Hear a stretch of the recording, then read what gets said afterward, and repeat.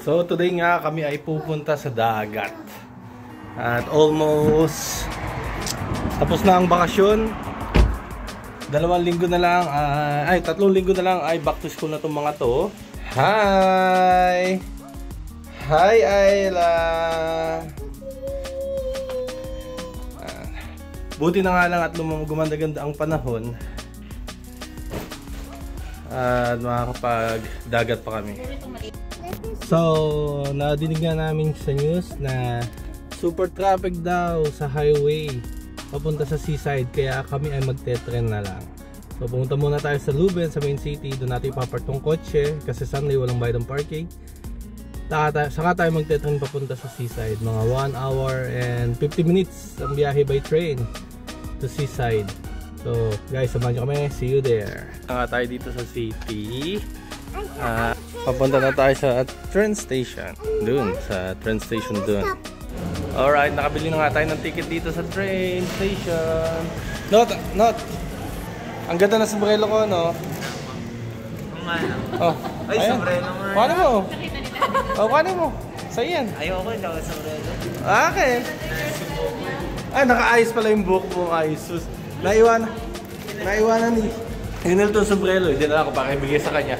Eh, nakaayos daw ang buhok niya. Eh, di ako gagamit. Alright, here we go. Sporses. Let's go. Bababa tayo. We're going down. So, ang train namin is going to Ostende. Yun yung pangalan ng city kung saan yung beach. So, tingnan natin ang schedule dito. Oh.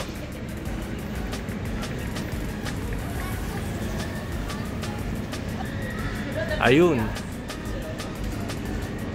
10:24 Express Ostende sa number 6. Okay, let's go. Alright, go. Saan tayong tren? Alright, nandito na tayo sa tren.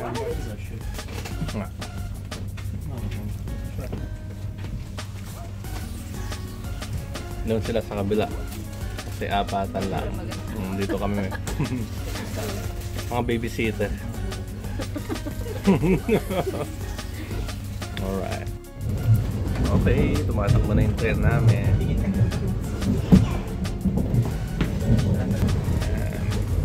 Dito lang kami mga baon. Mahaba-haba kasi yung bayahe namin. Ayun. Nakain ng donut si Ayla. Hala. Basta kami na asawa ko, ba't may tagalaga ang bata eh. May babysitter tayo. Alright, 1 hour 50 minutes. Alright, see you guys doon. Okay, malapit na nga tayo bumaba. Malapit na tayo dito sa Ostende. Mapapansin niyo kapatagan na dito kasi tabing dagat na. Tapos doon sa dulo may mga windmill doon. Ayan. Yan. Okay.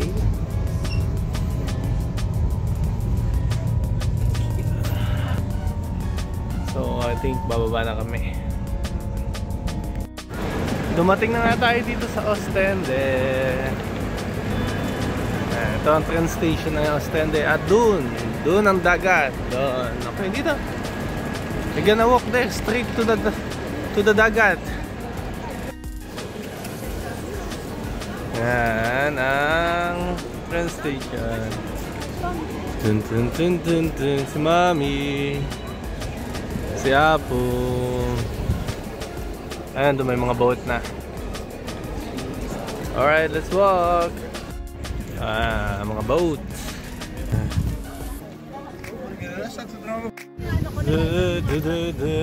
Makukulit. Tayo doon sa tabing dagat. Mga boat.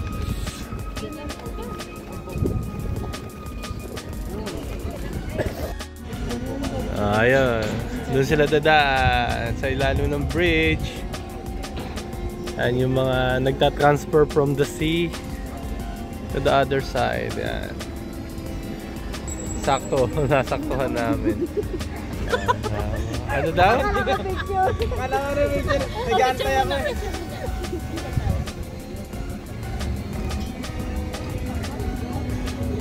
Okay, let's continue. Ayan, naamoy ko na yung mga seafoods na madalas namin bilhin dito pag napunta kami.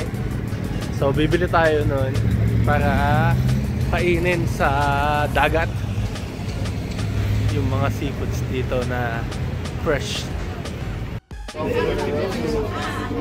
Ayan, dito nga tayo namimili yung mga kinilaw na mga isda nila. Tapos dito may mga mussels sila. Oyster. Take away or eat now? Take away. Take away. And how much, please? 200. 200.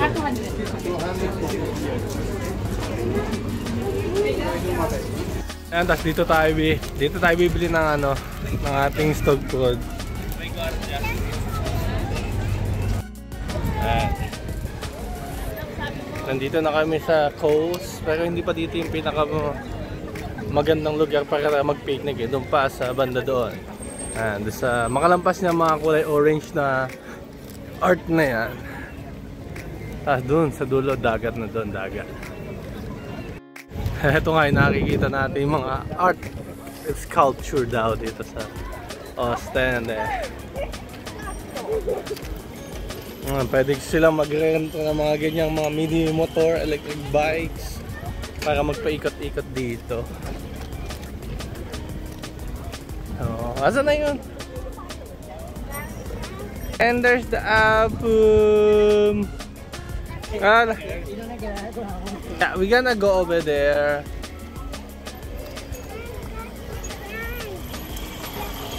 You're gonna go to the Zen. Dumating na nga tayo dito, beachfront. So maghanap na lang tayo ng lugar doon kung saan tayo pwesto.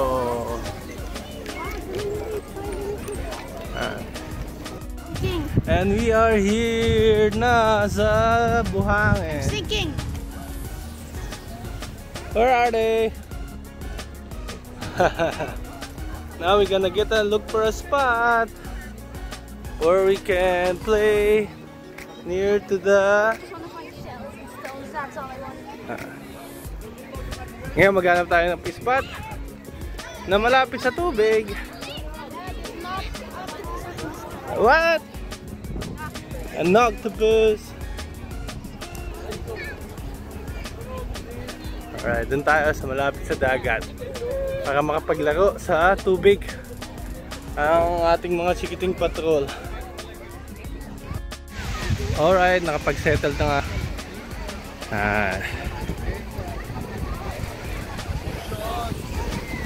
Daming tao, lalo na sa tubig oh.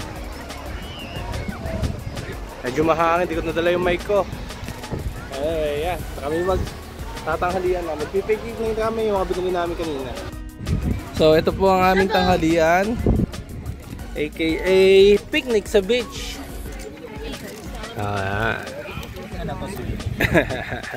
Going Belgian, ganito kasi sa mga Belgian eh. Sit down, sit down. Okay. So si Ira, bago pa lang dito sa Belgium. Anong masasabi mo sa Belgian way? Pumunta kami dito walang pagkain. End up ang daming pagkain.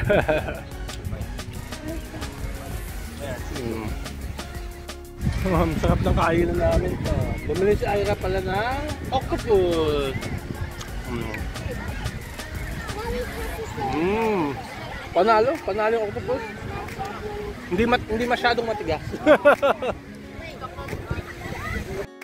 Ayan na, they're on the go na ang mag-ate.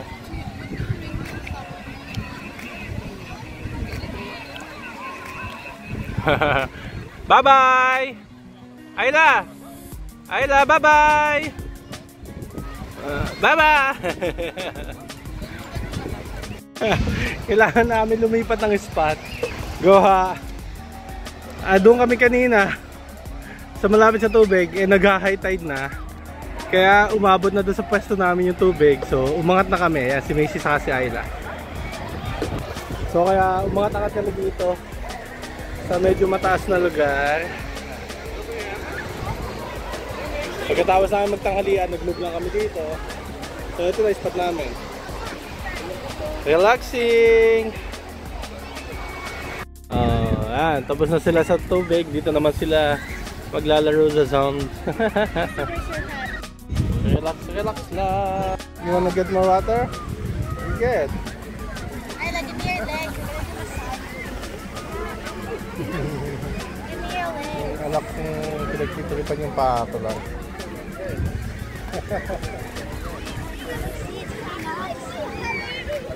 Simpleng bagay na hindi naman nila na matatandaan na nila hanggang pagdaki nila.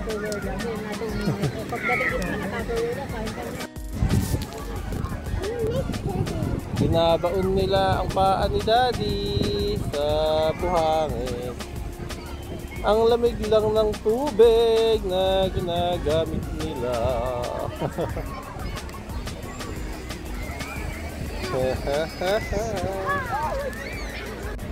Time check, 3:30 ng hapon. Tingnan nyo naman, grabe kapuno na dito sa dagat.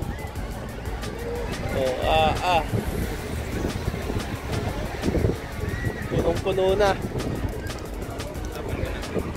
Buti maaga kami pumunta, nakapwesto kami ng maganda, malapit-lapit sa tubig. Maganda yung pwesto namin. Kasi kung ngayon ka dadating, naku, siksikan na talaga, mahirap na makakuha ng pwesto. Kung titingnan yung dagat, punong-puno na ng mga tao yung tubig. Oh. Ganda yan. Buong coast. Alright. Ay, nasa may water. But is the water cold? Only our foot, ha?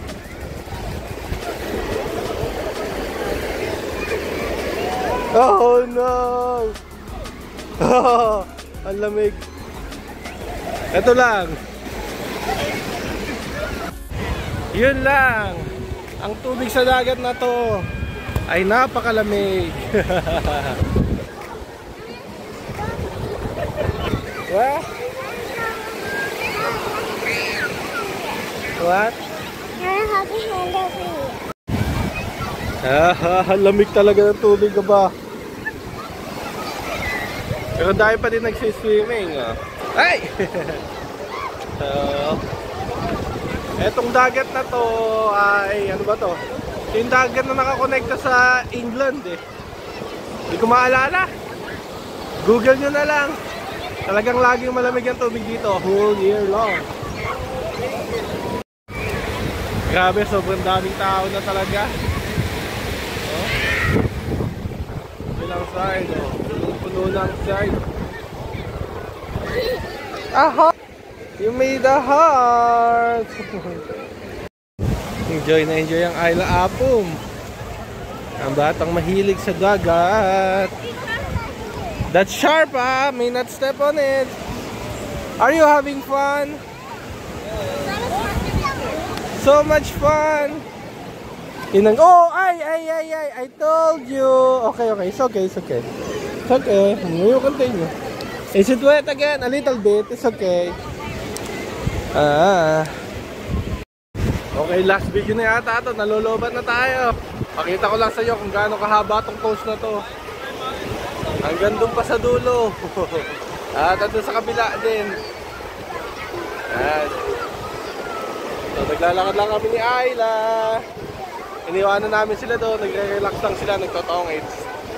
So, again, dito tayo sa Ostende Beachfront. Kasi si Miss Lifeguard, oh. Shoutout kay Miss Lifeguard. I can say every 50 meters na yan. Si Mr. Lifeguard naman nandun. Nandun yung babaeng lifeguard, naka-orange. Tapos harapan ko, lifeguard. Tapos doon may lifeguard din. Kaya sa sobrang dami ng tao talagang makakasiguro ka na may natingin sa mga tao dito, mga lifeguard. At nakauwi na ang Sirdis family sa bahay after a very busy day sa dagat. So guys, hope you like this video. Don't forget to hit that like button, subscribe, comment, and share our video to support us. Kami magpapahinga na. At maraming salamat sa pagpanood kung hanggang ngayon nanonood pa din kayo. See you guys next time. This is again Sirdis family. Bye-bye.